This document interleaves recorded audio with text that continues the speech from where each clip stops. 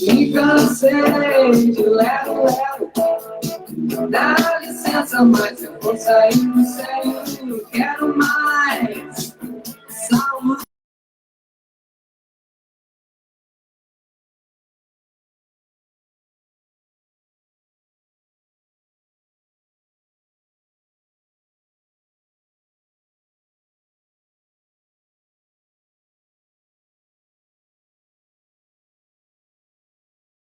Estamos reconectando.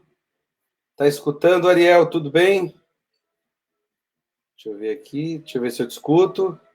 Boa noite. Boa noite, tá escutando. Bom, boa noite, internautas, companheiros que acompanham a nossa live. A gente pede para quem está entrando agora na página que compartilhe a nossa live de hoje com um convidado muito especial. Nos sigam lá no Instagram, no Facebook, Hélio Rodrigues Químicos, na página do nosso sindicato. E o convidado da noite de hoje, que eu tenho aqui todo o seu currículo e é bastante extenso, né? Então vamos lá.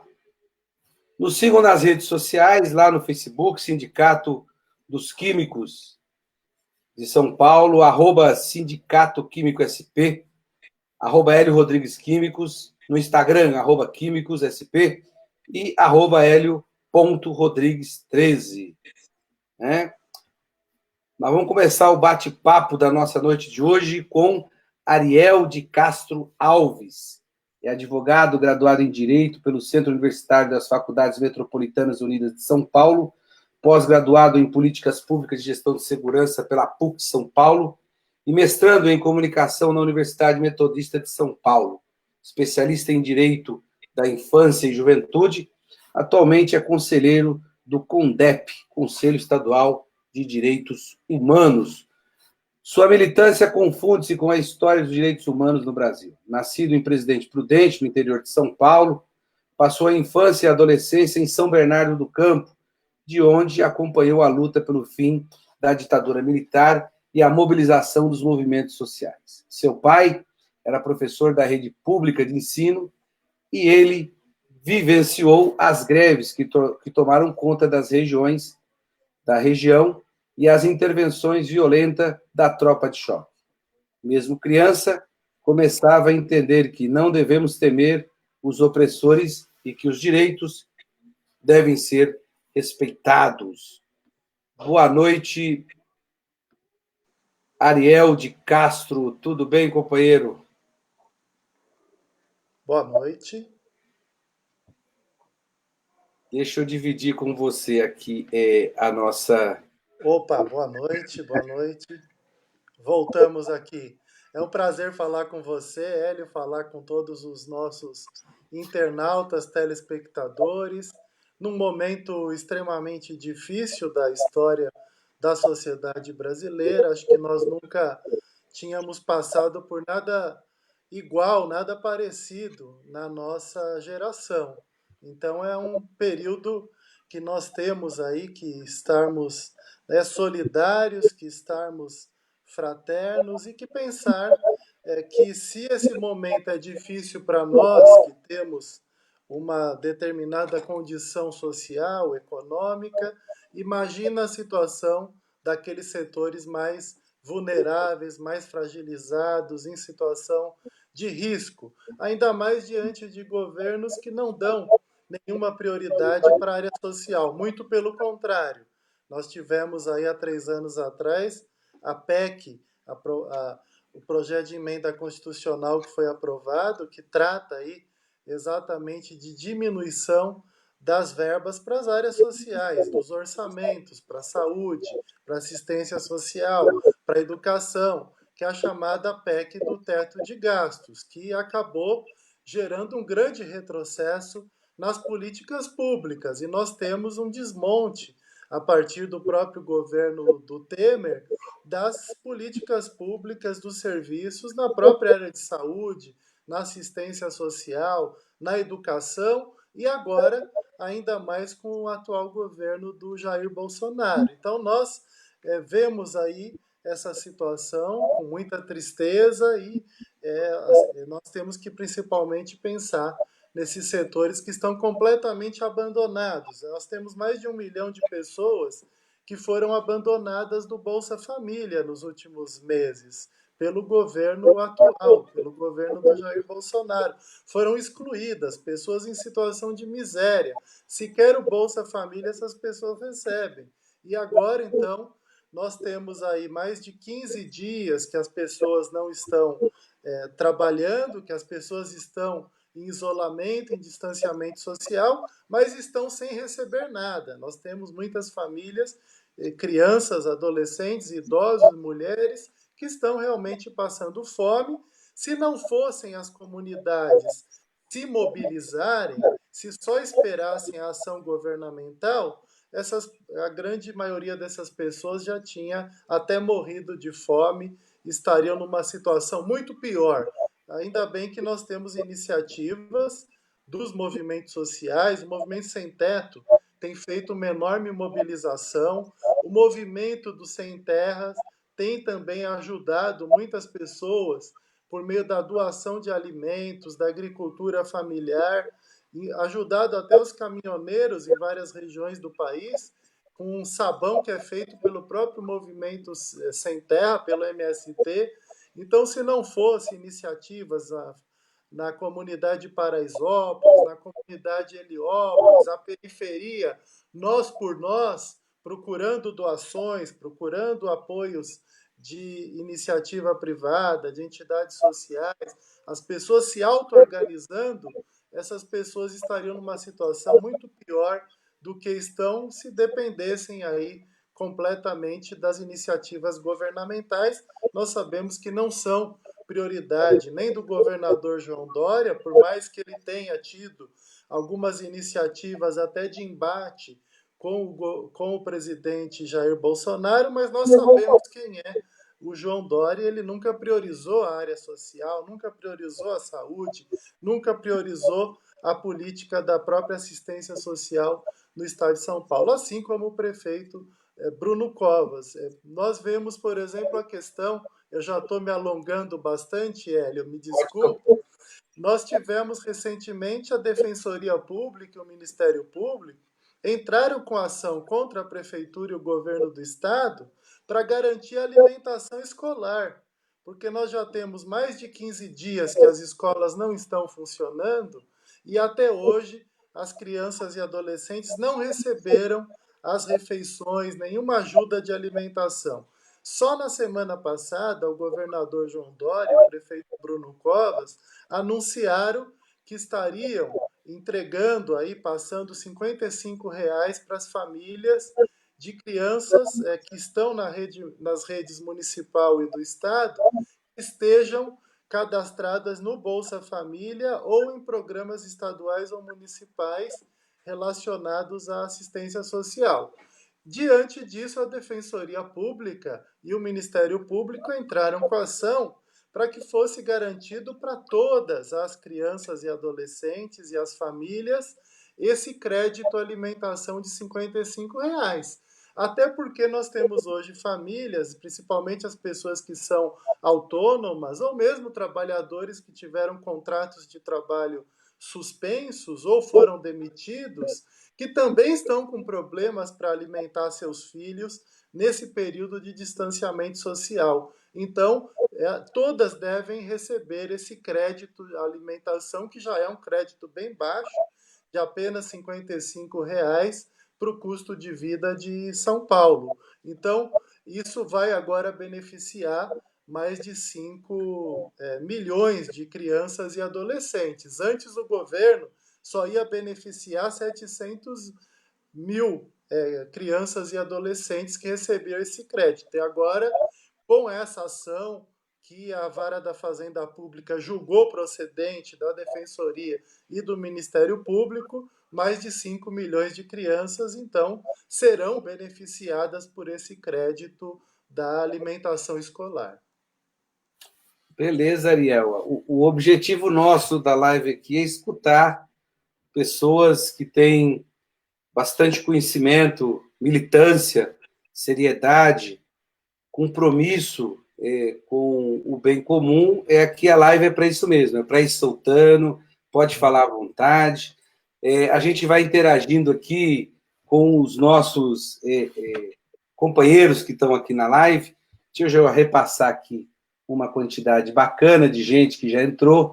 O Flávio Vieira dá uma boa noite, Edith, o Paulo Ferraz, a Bruna, o Expedito, a Maria, o Val, o Marcelo Nascimento manda uma boa noite, o irmão Gilmar, Ítalo Cardoso também manda uma boa noite, o Anderson, o Ronald, a Rosângela, o Wellington, o Marco Germano, o Edilson, o Leon, a Rosângela, o Carlos Eduardo Brito, a Vânia Roberta Félix, o João Félix, a Jordana, a Vera Lúcia Serafim faz aqui já uma primeira pergunta, Ariel. Você pode ir comentando. O objetivo nosso aqui hoje é que, além de você tratar dessas questões que você conhece, tem feito, já fez uma fala inicial sobre a ação governamental, esses R$ 55, que a gente sabe que é muito pouco, insuficiente, mas, assim, enfim, nós temos que debater sobre isso. A Vera Lúcia Serafim,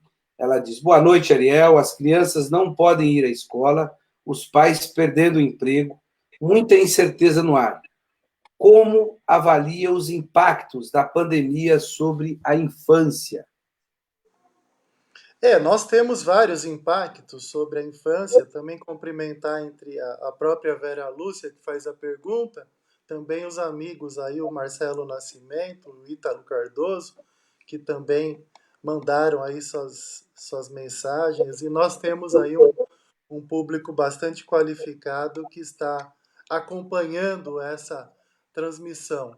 O CONANDA, que é o Conselho Nacional da Criança e do Adolescente, no dia 25 de março, ele publicou um documento com várias recomendações para os estados, para os conselhos tutelares, para as varas da infância e juventude, para os governos estaduais e municipais, exatamente tratando da questão das crianças e adolescentes. Nesse momento, nós temos que, diferentemente do que tem feito o presidente Jair Bolsonaro, nós temos que ouvir os cientistas, temos que ouvir os médicos, nós temos que seguir o que a Organização Mundial de Saúde está dizendo, que o próprio Ministério da Saúde do Brasil também, as secretarias estaduais e municipais de saúde. É isolamento social, é distanciamento social, é isolamento, é quarentena, dependendo do tipo de situação.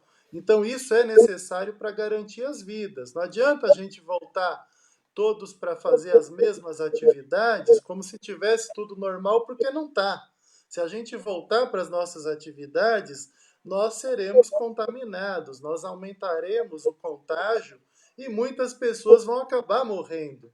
Nós tivemos um estudo feito por uma universidade inglesa que estava projetando 1 milhão de mortes no Brasil se não forem tomadas ações de isolamento social. E com o isolamento e tudo, dependendo da flexibilidade do isolamento, nós podemos até chegar a 500 mil. Então, não adianta alguns dizerem, não, o Brasil não é igual à Itália. O Brasil, a situação é muito mais, pode ser muito mais dramática aqui da Itália, porque nós somos um país de terceiro mundo, nós somos um país que é difícil as pessoas se isolarem, principalmente pessoas que moram em dois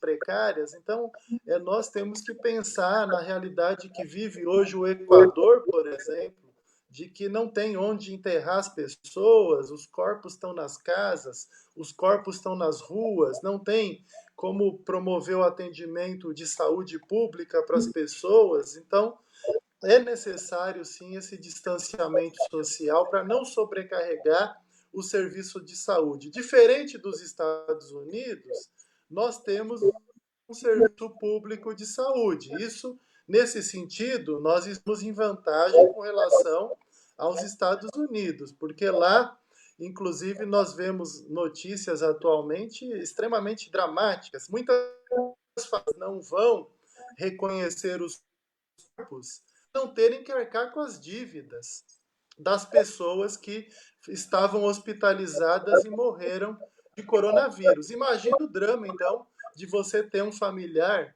que é enterrado como indigente e porque a família não foi reconhecer para não arcar com dívidas enormes, milionárias, dos dias que a pessoa ficou no hospital. Aqui no Brasil nós temos um sistema público de saúde criado a partir da Constituição de 88, depois por lei em 90, e que as duras penas nós temos aí conseguido sustentar esse sistema. Então é fundamental nós hoje darmos total apoio, total crédito ao Sistema Único de Saúde e também combatermos aqueles que sempre defenderam privatizações. Se nós tivéssemos privatizado a saúde, privatizado a educação, como é que nós estaríamos hoje? A maioria da população estaria completamente excluída de todos os serviços públicos. Então, nesse momento é fundamental, até pensando nas crianças e adolescentes em situação de risco, nós temos algumas propostas do Conanda, por exemplo, de disponibilizar prédios públicos e hotéis para acolher crianças e adolescentes em situação de rua, famílias em situação de rua. Quem anda em São Paulo, nós temos pelo censo, pelo menos 24 mil pessoas vivendo nas ruas de São Paulo. Os movimentos já acham que é muito maior esse número, que seria o dobro disso. E quem anda nas ruas de São Paulo vê famílias morando nas ruas. Famílias com mulheres, com idosos, com crianças, com recém-nascidos. Por que os governos, então, já que os hotéis estão fechados, estão sem uso, deveriam colocar essas famílias em situação de rua, deveriam colocar as crianças e adolescentes, os idosos, as pessoas com deficiência, estão numa situação mais vulnerável de rua e de abandono para estarem protegidas em locais mais adequados, que seriam hotéis, seriam prédios públicos que podem ser utilizados. Nós sabemos que também nesse período as pessoas estão mais em casa, então a violência doméstica também é uma preocupação. Isso não deve servir de argumento para queremos acabar com o distanciamento social, como tem também usado erroneamente, feito esse discurso, como se o próprio presidente Jair Bolsonaro disse que o distanciamento social tinha que acabar por causa da violência doméstica. Mas nós sabemos que ele nunca se preocupou com a violência doméstica, nunca se preocupou com a violência contra a mulher, muito pelo contrário. Ele sempre teve discursos extremamente machistas, discursos de defesa da violência. Quando liberou armas de fogo, colocou as mulheres muito mais em risco de serem assassinadas dentro das suas próprias casas. Mas nós temos que nos preocupar com a violência doméstica. Por isso, garantir os plantões dos conselhos tutelares, eles devem ter os equipamentos de proteção, mas devem atuar nos plantões. Temos que ter novos aplicativos, novas formas de acionar as delegacias de defesa da mulher, as delegacias de proteção da criança e do adolescente, os serviços de apoio às vítimas de violência, através da internet, através do telefone, para que também essas pessoas sejam devidamente atendidas e os agressores não sintam que ficarão impunes porque os órgãos, em tese, não estariam funcionando na sua totalidade nesse período. Então, nós também precisamos aí de ter ações para enfrentar a violência doméstica. Mais grave seria se as pessoas estivessem expostas à morte. Então, essa exposição à violência doméstica, ela é controlável. Nós temos meios de estar aí combatendo a violência doméstica através das delegacias, das varas de violência doméstica, dos conselhos tutelares, dos serviços de proteção às vítimas, diferentemente de expor as pessoas à morte, que seria através das próprias contaminações, se nós não tivéssemos aí o distanciamento social.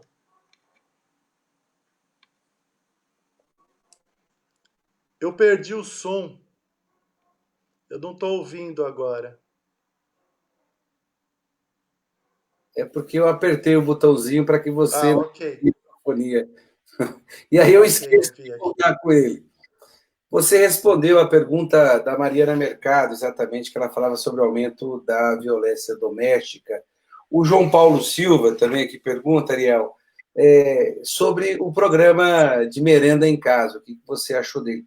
É o 55 ou é outra coisa a mais que eles estão falando desse merenda em O casa? merenda em casa é exatamente esse crédito de R$ 55 que está sendo oferecido pelo governo, que foi anunciado 15 dias depois das escolas estarem fechadas. Então, já bastante tardiamente. É uma iniciativa, mas, como eu disse, a Defensoria, o Ministério Público tiveram que acionar a Prefeitura e o Estado para que garantissem para todos os mais de 5 milhões de crianças e adolescentes matriculados nas escolas públicas do município e também do Estado.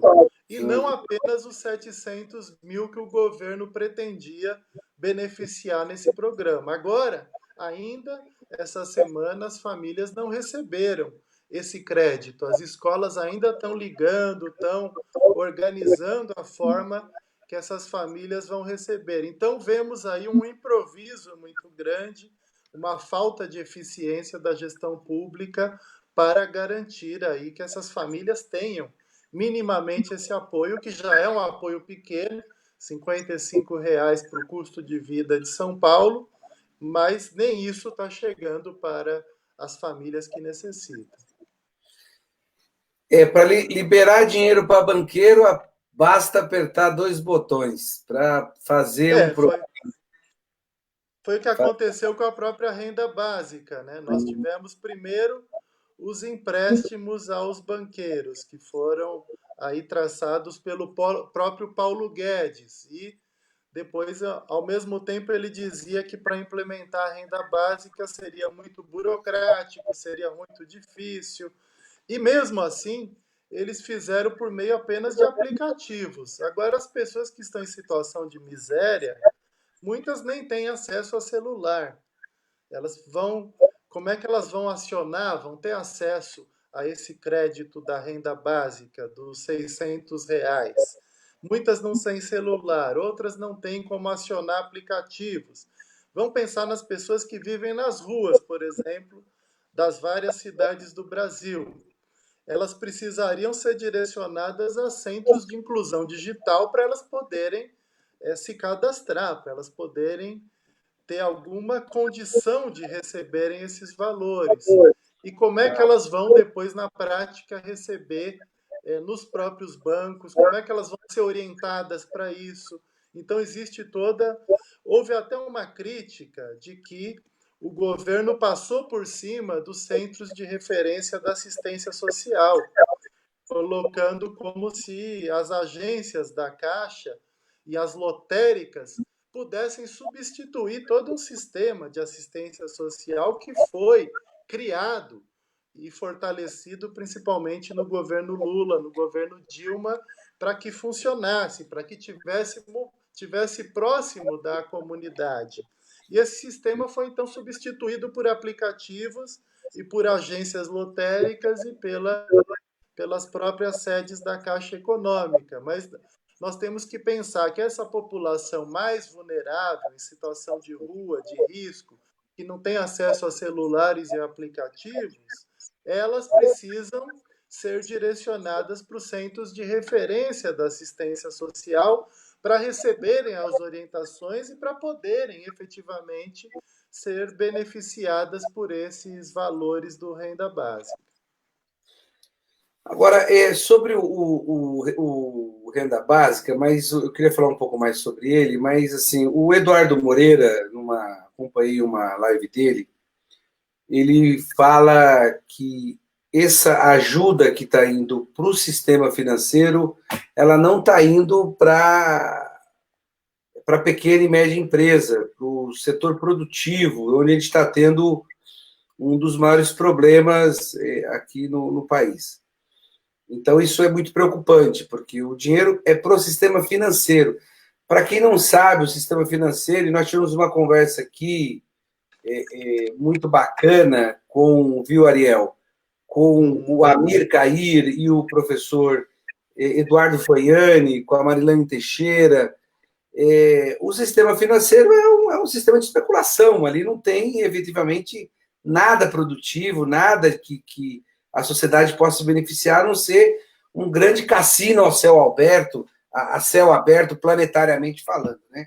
Mas sobre o programa Renda Básica de Cidadania, apesar de todas essas demoras, porque já especialistas que eu conversei aqui na live falou que isso dava para ter sido feito num piscar de olhos, dava para ter acionado já, para quem porque o CAD único, né, foi um cadastro que já está feito há algum tempo, já no governo, você podia startar, Bolsa Família que você tem casa, já podia beneficiar as famílias rapidamente, e o governo ele cria uma lentidão que parece que ela é proposital, ela é assim, o ser humano não vale nada, enfim, mas foi aprovado o programa Renda Básica Cidadania Emergencial por 3 meses.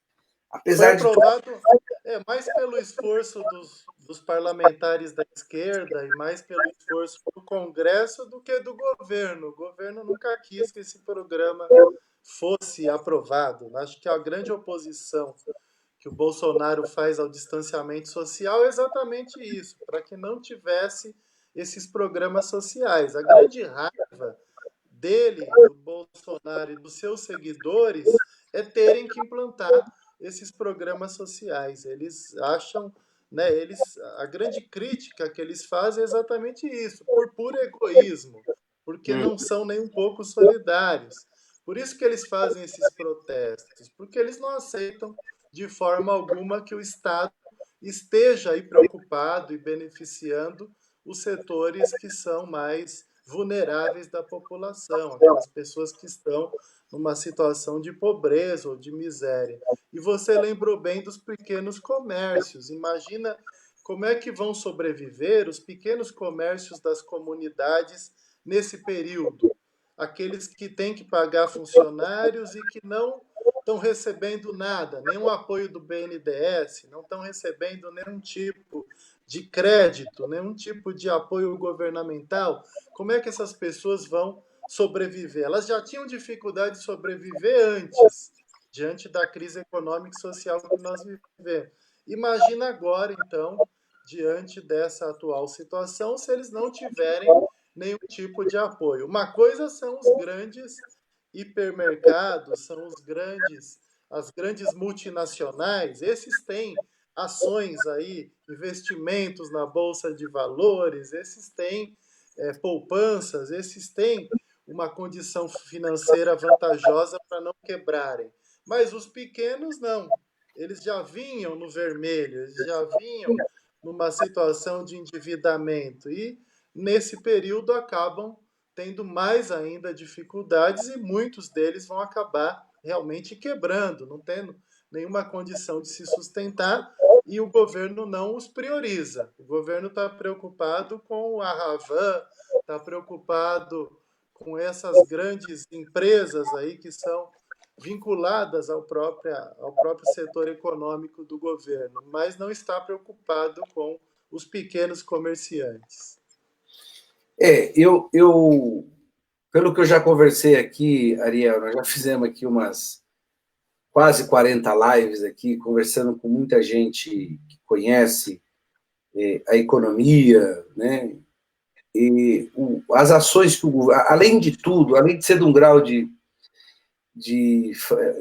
estupidez muito grande, as ações que ele tem tomado, Ariel, elas não vão resolver o problema econômico. Elas não têm, assim, eles estão transferindo dinheiro, porque, assim, tem que lembrar que o Guedes, ele vem do sistema financeiro e ele retorna para o sistema financeiro, assim como o presidente do Banco Central, ele é do sistema financeiro, ele volta de novo a trabalhar nos bancos. Eles estão socorrendo bancos só. E a economia, como a gente pode ver, eles não estão socorrendo. Tanto é que essa pressa de voltar a trabalhar, ela não vai resolver absolutamente nada.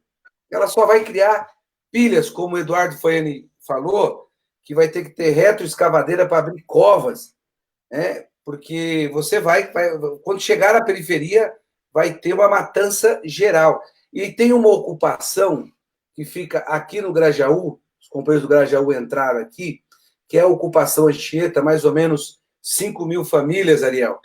E o presidente da Associação de Moradores, ele acabou, pela informação que eu tenho agora, ele acabou contraindo o Covid e já foi para a UTI agora de manhã. É um lugar de extrema pobreza. Não dá para ter, que tem uma das conversas que eu quero que você comente, quando você fala de distanciamento social, isolamento social, isso não dá em muitas comunidades que nós temos na periferia de São Paulo, por causa desse problema que essa sociedade se arrasta, como o Florestan Fernandes dizia, que a burguesia brasileira não fez a sua revolução, quer dizer, nós não distribuímos terra, nós não demos a emancipação para a classe menos favorecida, que nós temos agora um problema habitacional que nos carrega há muito tempo, que está agora sendo extremamente prejudicial para as pessoas. Essa ocupação no Grajaú, de 5.000 famílias, de tantas outras que tem em São Paulo, se o Moacir, que é o presidente da associação, está com Covid-19, se isso espalha lá na comunidade, vai ser uma coisa que não tem como segurar. Então, eu queria que você falasse do distanciamento social na periferia, porque é onde você tem um problema gigantesco de falta de infraestrutura. Exato. Essa, Hélio, é a preocupação, porque essa doença, esse vírus, os ricos passaram as férias dos meses aí de dezembro e janeiro na Europa.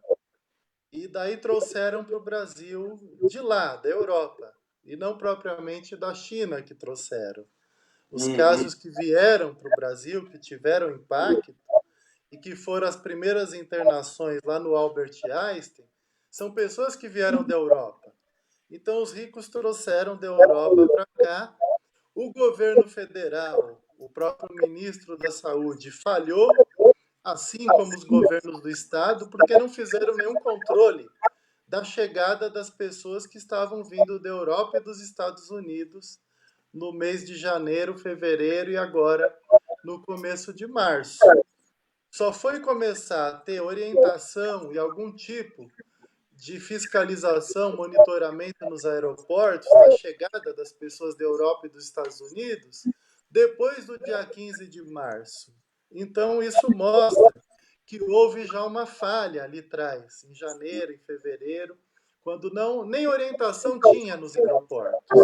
Não tinha nenhum agente do Ministério da Saúde, ou da Anvisa, ou de qualquer setor que estivesse orientando, ou mesmo dos próprios aeroportos, ou das empresas de aviação, que orientasse essas pessoas que estavam vindo da Europa, se estavam com sintomas, para onde deveriam ir, o que deveriam fazer, se deveriam entrar de quarentena, de isolamento ou não. Então, nada foi feito nesse período.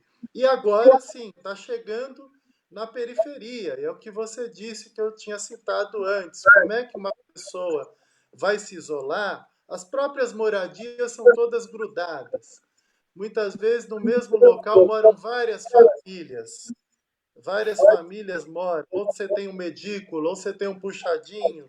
Você tem vários locais em que as pessoas estão sempre ali juntas. Ou é um cômodo, 2 cômodos com muitas pessoas. Misturam idosos, mulheres, crianças. Além de que as pessoas se encontram também nas ruas, no comércio local.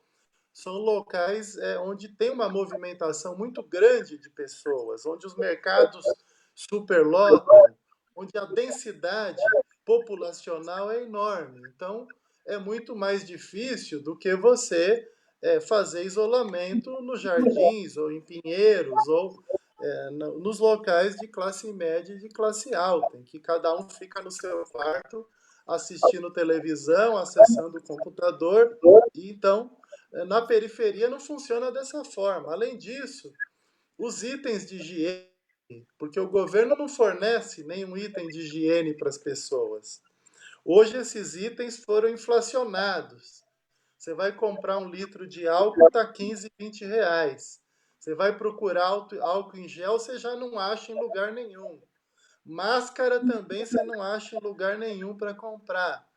Então as pessoas estão completamente abandonadas à própria sorte diante desse atual quadro. E a grande preocupação é exatamente essa: nós chegarmos à situação pior que na Itália, de não ter onde enterrar as pessoas, de ter que abrir valas coletivas, de ter que colocar os corpos em caixas de papelão para serem enterrados, de muita gente ser enterrada como indigente, sem identificação, sem atestado de óbito, aumentar o número de pessoas desaparecidas, que já é extremamente alto no Brasil. Então, tudo isso deve gerar uma enorme preocupação de todos nós. Você acha que esses números, Ariel, estão subnotificados? Deixa eu ler aqui um pouco antes, porque nós temos conversado com o doutor Arlindo Siqueira, que é um médico sanitarista aqui do SUS, em São Paulo, e ele tem falado sobre a subnotificação. Semana passada eu falei com o Serginho, presidente do Sintseb, Sindicato dos Trabalhadores Municipais de São Paulo, e com a Cleonice, do Sintsaúde, que tem alertado pelo problema de falta de IPI para os funcionários da rede pública que trabalha nos hospitais. Isso está muito forte. E o que eles têm falado da subnotificação. Isso o próprio governo já falou que o dado ontem, o ministro Mandetta reafirmou que está subnotificado, que o número é maior. E hoje nós já temos, Ariel, os dados infelizmente, das pessoas vitimadas. No Brasil, são 23.430 casos. Desses 23.430, 1.328 mortos. E só aqui no estado de São Paulo, 608, que é o epicentro dessa pandemia do coronavírus. Bom, a Fernanda... Isso nós temos que lembrar que no fim de semana a subnotificação é maior ainda. Como nós tivemos o feriado da Sexta-feira Santa e a Páscoa ontem, no domingo, nós temos uma subnotificação ainda maior nos finais de semana, porque não temos a quantidade de pessoas que estão analisando esses dados, nem todo município e estado acaba encaminhando as informações para o Ministério da Saúde. É possível que amanhã e na quarta esse número aumente muito ainda. Além disso, tem muita gente que morreu e que até hoje não se tem um diagnóstico, porque os testes estão atrasados. Além disso, nós tivemos até a denúncia do CREMESP, do Conselho Regional de Medicina, nesse fim de semana, de 20 mil testes que estavam ali no Adolfo Lutz, no Instituto do Estado, que estavam armazenados de forma incorreta, que estariam então invalidados, não teriam mais serventia, teriam que ser refeitos esses 20 mil testes. E uma informação do jornal Estadão também no fim de semana, que nós temos 30 mil testes parados em São Paulo. Então, a quantidade de pessoas, isso só em São Paulo, esses 30 mil já são bem mais que os 23 mil aí que nós temos aí de pessoas infectadas no país. Então, a situação é muito mais grave. Isso a gente pode acompanhar nas próprias redes sociais nossas, que acabou virando um obituário. São tantas notícias de pessoas conhecidas, de familiares, de amigos, de pessoas com certa proximidade que a gente recebe que estão morrendo, que é algo assim realmente assustador, né? Acho que nenhum de nós nunca tinha presenciado tantas notícias de pessoas que estão morrendo, geralmente por problemas respiratórios. Então não sabemos ao certo se são situações de coronavírus, mas isso já indica que a maioria das situações realmente sejam. E diante disso, nós vimos aí no fim de semana, acho que é bom aqui enfatizar, Hélio, pessoas protestando na Paulista pela reabertura do comércio, pessoas até dançando na Paulista com caixão. Então, uma cena grotesca, uma cena assim de seita satânica, pessoas querendo que, diante de toda essa tragédia que nós estamos vivendo, eles estão preocupados com seus comércios. Eles querem reabrir, os seus comércios ou algumas empresas, mas essas pessoas não vão colocar a mão na massa. Quem vai se prejudicar são os trabalhadores. Essas pessoas não, eles vão ficar acompanhando dos seus computadores, dos seus celulares, os lucros do comércio ou da empresa. Eles mesmo não vão se expor à contaminação, mas os trabalhadores sim estarão expostos às contaminações. Então, é inaceitável que nós tenhamos pessoas agindo dessa forma. Isso denota um egoísmo, uma situação escandalosa de pessoas que realmente estão apostando no pior, apostando na morte de milhares de pessoas, principalmente aquelas que estão em situação de risco e estão mais vulneráveis. Você falou bem, né? São cenas grotescas, para não falar outra coisa. É muito espantoso. Ariel, eu tive que levar um produto hoje lá no sindicato e eu tive que, enfim, todo cuidado, mas ali em frente à Assembleia Legislativa eles estavam fazendo uma manifestação. Eram umas 10, 15 pessoas. Hoje, às 3 horas da tarde. E é uma cena, acho que você usou a palavra mais correta que eu já vi. É grotesco. Não dá para imaginar que a sociedade produziu pessoas com esse tipo de comportamento, né? Muitos deles sequer, que têm seus grandes comércios, sequer estão no Brasil, né? Devem estar em algum lugar bem recolhido, forçando de lá que as pessoas façam aqui movimento para poder voltar ao comércio. Todos nós queremos voltar à normalidade. Todos nós queremos o nosso cotidiano de volta. E o presidente Lula falou uma coisa importante em uma das lives que eu acompanhei dele. Ele falou, nós temos que se preocupar com isso. Mas primeiro, como é que vai fazer isso? Cadê os EPIs que todo mundo tem que ter? Se tem que ter gente trabalhando, tem que estar trabalhando com todos os EPIs para poder proteger a pessoa. Proteger a pessoa que está lá trabalhando, para que ela volte para casa e não contamine os seus familiares. Proteger os profissionais da saúde, Ariel. Está faltando nem mais. Para eles tem, nem para eles tem nem para eles tem as proteções. Aqui no hospital, tivemos uma denúncia dos servidores públicos municipais, no hospital municipal aqui de São Paulo, de que os trabalhadores eles tinham acesso a 2 máscaras só, Ariel. A 2 máscaras.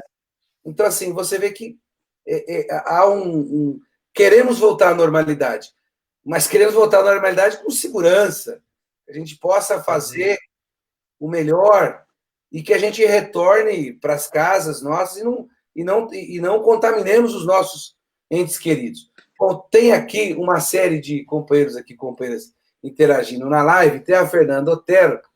Fernanda Otero é uma companheira nossa, que espero que esteja tudo bem com ela. Ela está na Irlanda do Norte agora, está lá, se mudou para lá. Manda aqui falando que o que aconteceu nos Estados Unidos, a maioria das vítimas são negros e da periferia. A Vera Nogueira é conselheira tutelar lá do Grajaú e moradora da ocupação Anchieta. Ela fala aqui, boa noite, Hélio, graças a Deus, nosso presidente Moacir está bem melhor, obrigada por tudo que estão fazendo pela nossa comunidade Anchieta. O Matheus Baeta, o nosso amigo Baeta Diógenes, é impressionante como o governo pensa que o grande empresário não tem reservas para alguns meses, mas o trabalhador tem que ter, né? Lembrar que a primeira medida do governo Bolsonaro foi que os trabalhadores, na medida provisória 927, fossem dispensados e não tivessem direito a absolutamente nada. Depois veio com os R$200, né? R$200 de auxílio, que a oposição conseguiu colocar para 600, com mais 600, no caso de mais uma pessoa na família. O Ronald Melancia fala aqui dos problemas de todos os comerciantes pequenos, que deveria ser uma ação do governo federal de poder ajudar os pequenos comerciantes. A Fernanda Lima manda boa noite. O Marcelo Nascimento deixou aqui uma intervenção. Realmente, doutor Ariel de Castro Alves, a curva de violência vai agravar, porém São Paulo é dos poucos estados que não tem delegacia da criança e do adolescente. Os crimes contra as crianças ficam em segundo plano nesse estado. Isso aqui já é um desabafo do nosso querido amigo Marcelo Nascimento. Ariel, diante disso, eu queria perguntar para você, de toda, assim, o que você tem feito, tem trabalhado ao longo da sua vida com a questão dos direitos humanos, da defesa da criança e do adolescente, exatamente essas cenas bizarras que a gente tem visto, de uma parte da população que eu não sei se é desinformada, pode ser desinformada, porque o cara que gritava que o Dória era comunista, Domingos era comunista, ele não tinha cara de um cara da periferia, que não estudou em boas escolas, que não tem uma formação. Não, pelo o linguajar que ele colocou ali na fala dele, a gente percebe que não é uma pessoa desinformada. Tem até um advogado, né, que estava defendendo que a casa do Dória ia ser invadida, que o Dória ia ser morto, ia matar a família toda do Dória. A gente tem que conviver até com pessoas chamando o Dória de comunista. Antes fosse, né? Antes fosse. Ô, Mas Ariel, ele é não parece. totalmente o oposto do socialismo ou do comunismo. Mas, nesse momento, quem está defendendo o distanciamento social minimamente, são pessoas de bom senso, né? São, pelo menos, pessoas que têm um bom senso. Ainda que nós não concordamos com o tipo de governo, de gestão que essas pessoas façam, que é o caso do próprio governador Dória, ele pelo menos tem bom senso de estar aí defendendo medidas preventivas, de estar seguindo as autoridades da medicina, de estar seguindo as autoridades sanitárias. Minimamente, ele está agindo com certo bom senso, apesar das suas contradições. As merendeiras, por exemplo, das escolas, que são de empresa terceirizada, foram todas dispensadas. Pensados, Né? São várias pessoas aí desempregadas, que estão com problemas agora para sustentar suas famílias. Então, ele é contraditório. Ele manda as pessoas para casa e estabelece que as pessoas devem ficar em distanciamento e vai fornecer um crédito 20 dias depois do distanciamento ter começado e as crianças já estarem nas suas casas, passando fome, com necessidades, porque as famílias não têm, muitas delas não têm como arcar. Isso já acontece nas próprias férias. Muitas crianças já passam fome nas férias porque não tem aquelas refeições que a escola fornece. Então, nesse período está acontecendo a mesma coisa e isso vai se prolongar. É muito difícil que isso se resolva antes de julho, por exemplo. Então, é necessário nós colocarmos isso. Mas, minimamente, as pessoas têm que ter bom senso. Então, se o ministro da Saúde está agindo com bom senso, se o Dória está agindo com bom senso, agora não dá para aceitar pessoas que estejam aí defendendo o quê? Defendendo a morte, mas a morte de quem? Não é a morte dos familiares deles, propriamente. Eles Mas, querem a morte, eles querem a morte do morador de rua, eles querem a morte de quem é da esquerda, eles querem a morte de quem mora nas comunidades periféricas, nas favelas, de quem mora em ocupação. Essas mortes que eles querem, eles não querem as mortes dos familiares deles, certamente. Tinha até um advogado ali que estava, então, fazendo essa incitação à violência. Espero que a OAB suspenda ou casse. Ele não pode atuar se ele estava defendendo a morte do governador, mesmo que eu seja contrário ao que o governador pensa, eu tenha divergências com o que ele pensa, mas nós não podemos aceitar o ódio, a intolerância, né? Nós temos que ser uma sociedade que devia estar unida, né, para enfrentar esse desafio, mas não, nós temos pessoas que estão apostando no pior, pessoas que estão rindo da desgraça alheia, pessoas que estão comemorando as mortes, que estão achincalhando as próprias mortes que já ocorreram.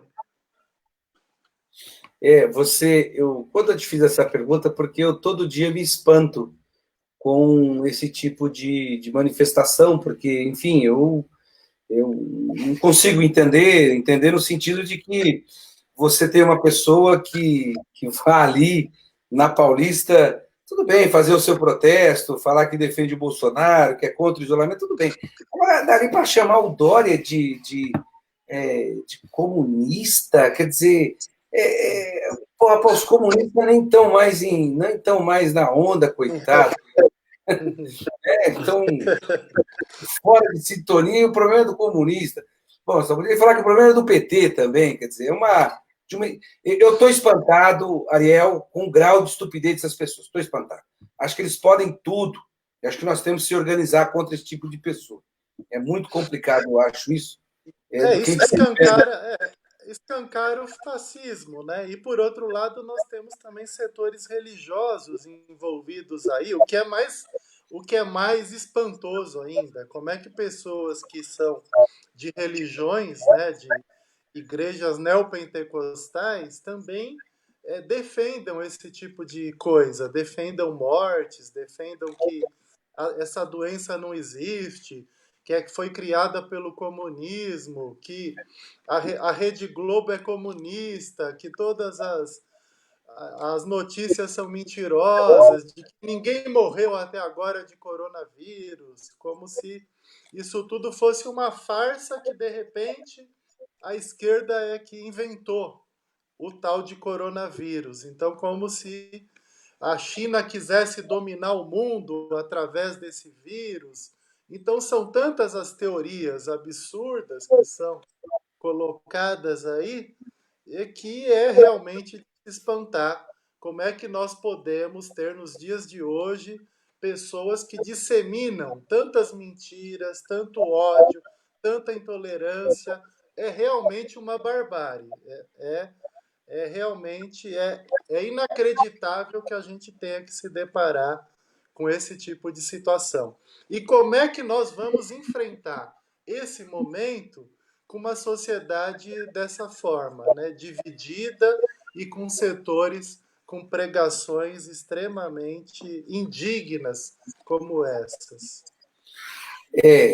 A parte religiosa também chama bastante atenção, né? Acho que, enfim, a gente vai acompanhando com bastante apreensão e esperando que as coisas retornem à normalidade, a gente possa viver numa sociedade em que o respeito ao próximo, o respeito à dignidade da pessoa humana, sejam valores que não podem ser abalados mais como a gente está vendo agora. Agora, Ariel, tem essa questão da saúde, que sempre foi um tema muito importante para os campos mais progressistas, digamos assim, do controle social, né? A gente sempre defendeu o controle social desses espaços, tanto lá no posto de saúde, no hospital, na escola. Eu acho que esse tema ele volta com muita força agora, né? A gente tem que ter o controle social, porque o que está acontecendo em cada espaço público desse, se a gente tivesse um controle social, a participação popular, a gente teria cada vez mais relatos mais precisos do que está acontecendo e poder corrigi-los, né? Você não acha isso, Ariel? Sim, sim, certamente o controle social que foi criado pela Constituição de 88, através do que nós chamamos de democracia participativa, os conselhos de saúde possuem um papel central em controlar as políticas públicas, como é que estão sendo feitos os investimentos através do Sistema Único de Saúde em cada região. Ainda que no Brasil nós temos hoje um sistema de saúde operante, funcionando, nós temos os nossos soldados da saúde aí, os vários profissionais que estão a campo, dedicando suas vidas, que estão correndo vários riscos. Então essas pessoas estão aí à frente. Nós temos todo um sistema montado através das unidades de pronto atendimento, através das unidades básicas de saúde, do belíssimo trabalho dos agentes de saúde, que são pessoas mal remuneradas em geral, não ganham nem 2 salários mínimos, ganham um salário mínimo e meio praticamente, que fazem um excelente trabalho, conhecem cada idoso, cada pessoa que tem diabetes na comunidade, cada pessoa que tem doenças cardíacas. Esses agentes de saúde passam de casa em casa. Eles ajudam também a denunciar casos de violência doméstica. Eles orientam as pessoas para diminuir a gravidez na adolescência. Eles acabam sendo aí estratégicos, né, no chamado Programa Saúde da Família, que é uma experiência que o Brasil adotou a partir da experiência cubana, de realmente a área de saúde estar mais próxima da população, principalmente nas regiões mais periféricas. Nós tivemos semana passada a primeira agente de saúde que morreu, vítima de coronavírus aqui na capital, conforme informações do sindicato aí dos agentes comunitários de saúde. São pessoas que também estão na linha de frente, que fazem também esse controle social. E os conselhos de saúde, então, eles devem ser estratégicos nesse momento, eles devem estar fiscalizando como é que está a lotação em cada hospital, como é que está o investimento na área de saúde, denunciando os casos dos profissionais que não têm os aparatos necessários de proteção, mesmo que os conselheiros de saúde tenham que se reunir virtualmente, como nós estamos conversando aqui. Mas eles precisam estar aí por dentro, né? Estar fiscalizando, estar atuando. Infelizmente, em São Paulo, órgãos como o próprio Conselho Estadual de Saúde acabaram ficando também em segundo plano, acabaram sendo deixados de lado. Conselho Municipal de Saúde, os governos do próprio João Dória, do próprio Bruno Covas, não dão nenhum valor a esses órgãos de controle, a esses órgãos de monitoramento, de participação popular. O que esses órgãos decidem nem sempre acaba sendo implementado também, assim como fez o governo federal, que extinguiu uma série de conselhos de participação e que também acabou censurando, tirando toda a estrutura de atuação dos conselhos, não realizando as conferências em várias áreas que deveriam ter sido realizadas no último ano. Então, nós temos um desmonte desse cenário, desses órgãos importantes de participação social, que são os conselhos de saúde, tanto nas regiões quanto nos municípios, nos estados e o próprio Conselho Nacional de Saúde. Bom, antes de encerrar, deixa eu só aqui passar pelos nossos internautas, que acabou dando aqui uma... Mas ó, quem está aqui com a gente também, o ex-deputado estadual, vice-presidente da CUT São Paulo, Luiz Cláudio Marculino, está aqui com a gente, relata a questão da falta de EPIs, fala da questão de aumento de leito no SUS, né? A Vanessa está aqui, a Fernanda Otero diz, olha, eu estou na Irlanda, não na Irlanda do Norte, que saiu da Comunidade Comum Europeia. Tá bom, tá aqui o Fernanda, tá aqui. O Marcolino também fala aqui que precisamos garantir que todo esse material que estão sendo instalado nos hospitais de campanha seja permanente. Bom, é isso aí. São vários aqui pessoas que participaram. Eu vou depois encaminhar para o Ariel de Castro, as perguntas que os nossos internautas, o pessoal encaminha para você fazer aí responder a esses internautas, aqueles que não se acharam contemplados com a sua fala, e já está dando 1 hora de live, a coisa é rápida, entrevistado é bom, a coisa vai rápido, o bate-papo flui, e eu queria que você fizesse as suas considerações final, nosso querido amigo, companheiro de tantas lutas, Ariel de Castro. Um prazer falar com você e estar aí participando. Espero ter contribuído aí nessa discussão.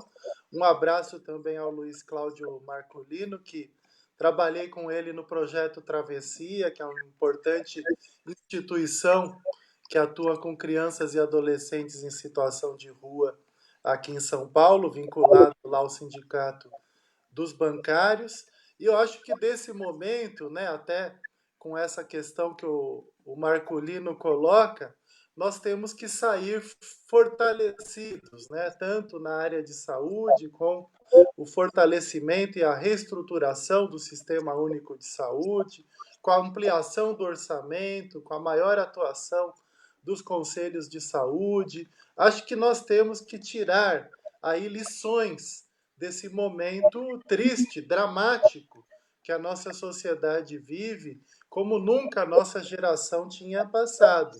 Mas nós temos que sair desse momento como uma sociedade mais solidária, uma sociedade mais fraterna, uma sociedade com menos ódio, com menos intolerância, uma sociedade que não aceite qualquer forma de racismo, mas que aceite sim as divergências, elas são necessárias. Nós não queremos pensamento único, nós queremos que as pessoas possam debater ideias. O que não é aceitável é que as pessoas neguem as evidências. Não tem como as pessoas negarem que muitos estão morrendo, que muitos estão contaminados, que essa epidemia ela vem como uma avalanche na área de saúde, vem como uma avalanche na produção de doentes, de mortos. Então, esse negacionismo é que ele não é aceitável. A divergência, sim, a divergência é totalmente aceitável.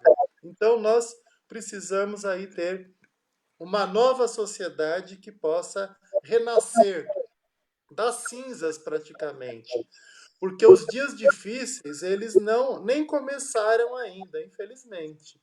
O que nós temos aí de prognóstico é que a situação, agora que passou a se deteriorar muito, e que agora é que nós teremos muitas pessoas doentes e muitas pessoas que vão acabar falecendo. Então, nós estamos apenas no começo de um calvário que nós estaremos passando aqui no Brasil e que todos nós sofreremos muito com essa situação e temos que pensar como sairemos numa sociedade aí mais humana e que realmente dê mais valor para o ser humano e menos valor para as questões materiais, para as questões econômicas, como tem ocorrido e como demonstra, né,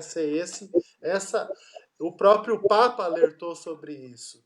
Se a economia for tratada como prioridade e não as vidas humanas, nós teremos um genocídio, nós teremos um extermínio. Então, quem está defendendo o fim do distanciamento social está defendendo um extermínio, está defendendo um genocídio. Então, é isso que nós temos que pensar. Obrigado, um abraço aí a você e a todos os nossos telespectadores, a todos que participaram dessa live. Ariel, muito obrigado por você ter dado esse tempo aqui para nós, do Sindicato dos Químicos. Parabéns pela sua luta e vamos nos encontrando aí nessa trincheira de luta por uma sociedade mais humana, mais fraterna e mais igualitária, né? Se eles chamam isso de socialismo ou comunismo, não nos importa. O que nós queremos é que essa desigualdade ela diminua radicalmente, porque nós temos uma sociedade muito desigual. Obrigado, Ariel. Um abraço. Até a próxima. Valeu. Tchau, tchau. Tchau.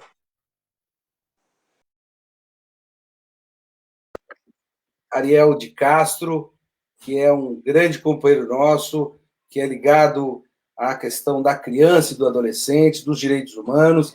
Agradecer a todos os companheiros que participaram na live.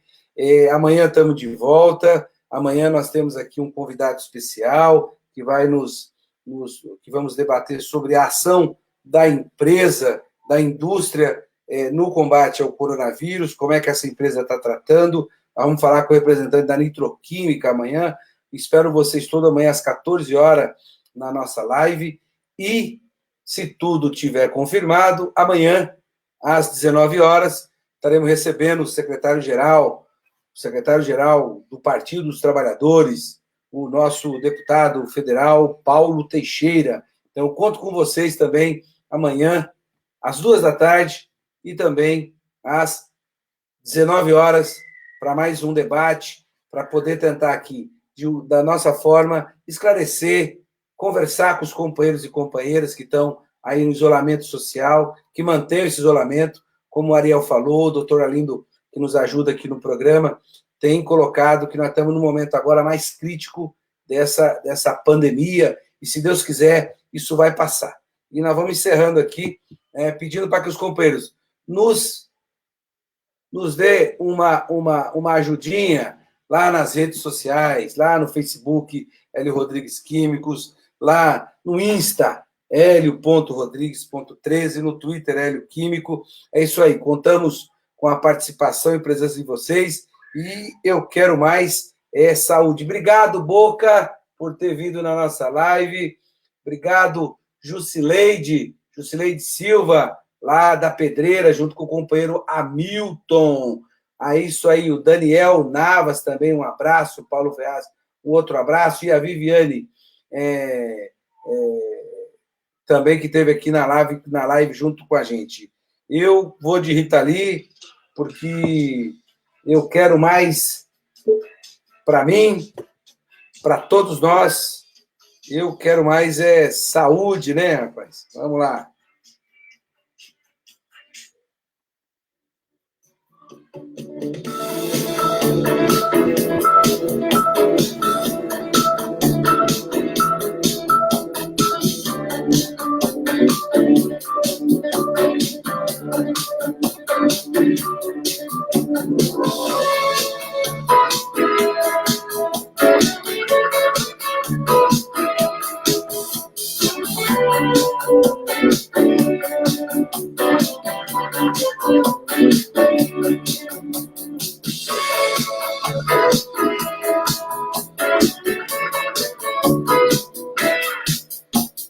Me cansei de lero,